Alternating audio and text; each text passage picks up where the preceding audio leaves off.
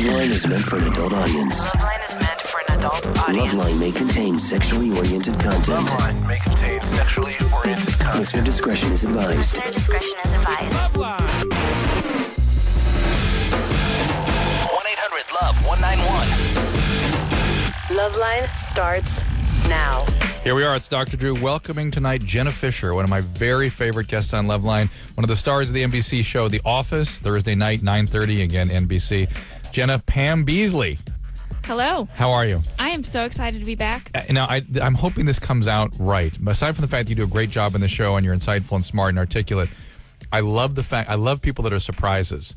And your character on the show is so different than you. That's true. It's fun. I like that. I like that. And so that's one of the reasons that you're one of my favorite guests. Now, you grew up in St. Louis, is that right? St. Louis, Missouri, I did, yeah. And how'd you happen out here? Well, I always wanted to be an actress from the time I was a little girl. Did you do college? I did. I did. I didn't even want to go to college. I wanted to come out here right after high school, but my mom made me go to college. My parents did. She's smart.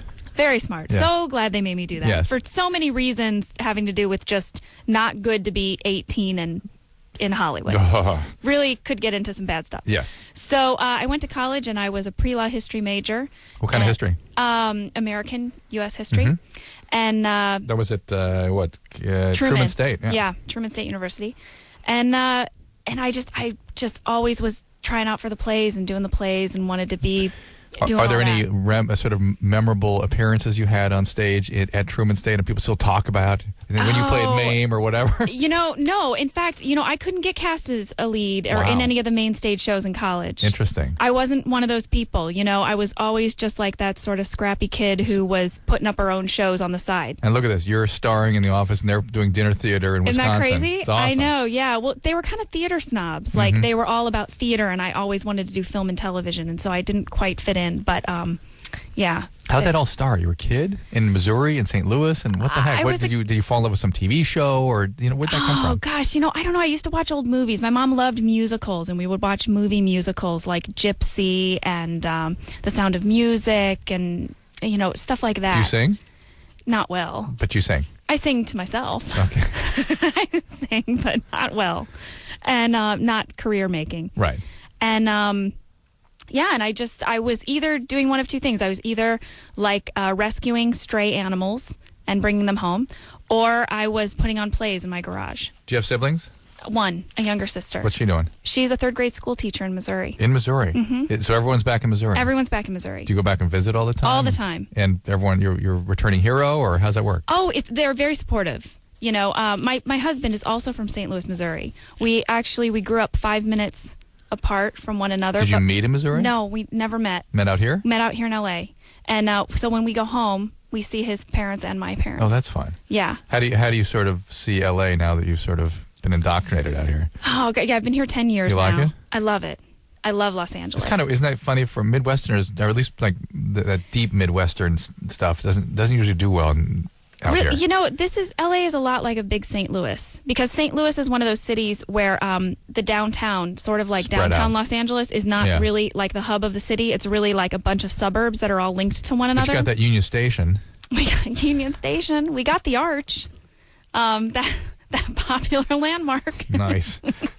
And now you just finished writing and directing a feature film, Lolly Love? Lolly Love. Is that coming out wide release? Or Well, yeah, it's coming out on DVD and on you're March in 7th. it too, right? I star in it with my real-life husband, and we play ourselves. Was that weird? Yeah. You play yourselves? Yeah, it was both great and really bad for my marriage to Uh-oh. star in a film How long with you been my married? husband. 5 years. Uh-oh. At the time, though, this movie took us about 3 years to complete, so we started working on it almost right after we got married. Yeah. And you were the director. And I was the director. That's the bad idea, right? Exactly. Yeah. Well, that's the bad idea when you're married to my husband, who is a film director and writer. Oh, my God. So this was sort of like a little bit of a status shift for him. Has the equilibrium sort of been reestablished in the relationship?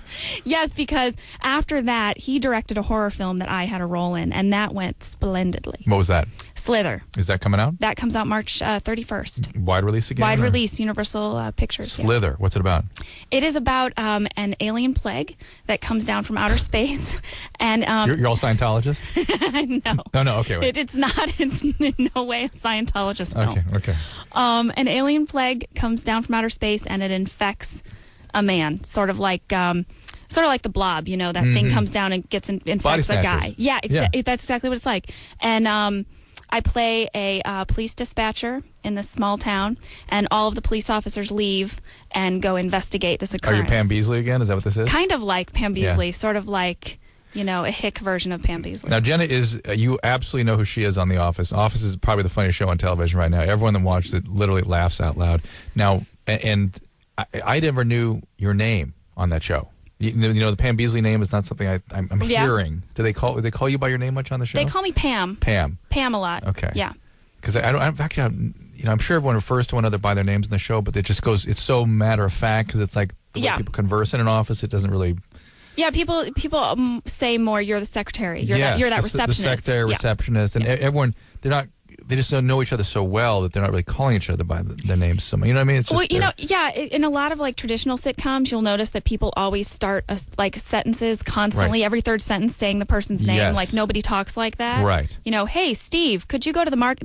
Like I don't. Archie. Yeah, all the time. So on our show, we'd speak a little bit more like realistic. Think about it. Every time they start with Archie or Edith. Yeah, exactly. Every single time. All right, let's take a call. This is Nick, 19-year-old with Jenna Fischer.